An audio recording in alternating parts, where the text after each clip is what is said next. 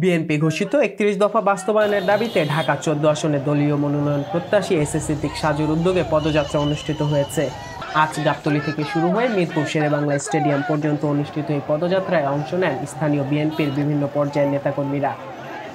বিকেল ৪টায় শুরু হওয়া কর্মসূচিতে অংশগ্রহণকারীরা আসন্ন জাতীয় নির্বাচনে বিএনপির বিজয়ের প্রত্যাশা ব্যক্ত করেন। ৩০ দফা বাস্তবায়নের লক্ষ্যে তারুণ্যের অহংকার তারেক রহমান যে দিক নির্দেশনা দিয়েছেন তারই ফলশ্রুতিতে আমাদের ১৪ আসনের কান্ডারি এস এ সিদ্দিক সাজু সাহেব জনগণের দ্বারে দ্বারে যেতে হবে, এটা তারেক রহমানের দিক নির্দেশনা। আমরা অবশ্যই সবসময়ই জনগণের বিশ্বাসী, ভোটে বিশ্বাসী। জনগণ ভোট দিবে, জনগণ ভোট দিয়ে বাংলাদেশ জাতীয়তাবাদী দলকে ক্ষমতায় আনবে, এই জন্যই আমাদের এই পদযাত্রা। এই ৩১ দফা ধরতে গেলে আমাদের বিএনপির এটা গঠনতন্ত্রই বলা চলে।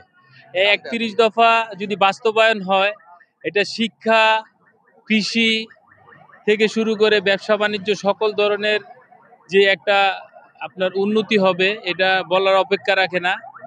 নেতাকর্মীরা আশাবাদ ব্যক্ত করেন আসন্ন নির্বাচনে ঢাকা ১৪ আসনে বিএনপির মনোনয়ন পাবেন এস এ সিদ্দিক সাজু। আগামী নির্বাচনে যদি সাজু ভাই নমিনেশন পায়, তাহলে আমরা মুমিন এবং বাদল ভাইয়ের নেতৃত্বে কাউন্দিন থেকে ইনশাল্লাহ সাজু ভাইকে ইনশাল্লাহ বিপুল ভোটে ইনশাল্লাহ পাস করাবো। এটাই আমাদের আশা, এটাই আমাদের প্রত্যাশা। ইনশাল্লাহ সাজু ছবি মনোনয়ন পাবে এবং আমরাই সাজু ছবি বিপুল ভোটে বিএনপি পক্ষ থেকে আমরা তাকে বিজয় করবো ইনশাল্লাহ। এই বলে বক্তব্য শেষ করছি। আসসালামু আলাইকুম। প্রত্যেকটা থানা, প্রত্যেকটা এলাকার সভাপতি, সেক্রেটারিরা সবাই সাজু ভাইয়ের সাথে স্বতঃস্ফূর্তভাবে আজকে যোগ দিয়েছে। মেসেজ একটাই, সবাই সাজু ভাইকে ঢাকা ১৪ আসনের সংসদ সদস্য হিসেবে দেখতে চায়। অন্তর্বর্তীকালীন সরকার প্রধান ও নির্বাচন কমিশন ইতিমধ্যে আগামী ফেব্রুয়ারিতে জাতীয় নির্বাচনের তারিখ ঘোষণা করেছে। রাজনৈতিক দলগুলো এখন নির্বাচনী প্রস্তুতিতে ব্যস্ত সময় পার করছে। মনোনয়ন যুদ্ধে নিজেদের অবস্থান মজবুত করতে মাঠে নেমেছেন নেতারা।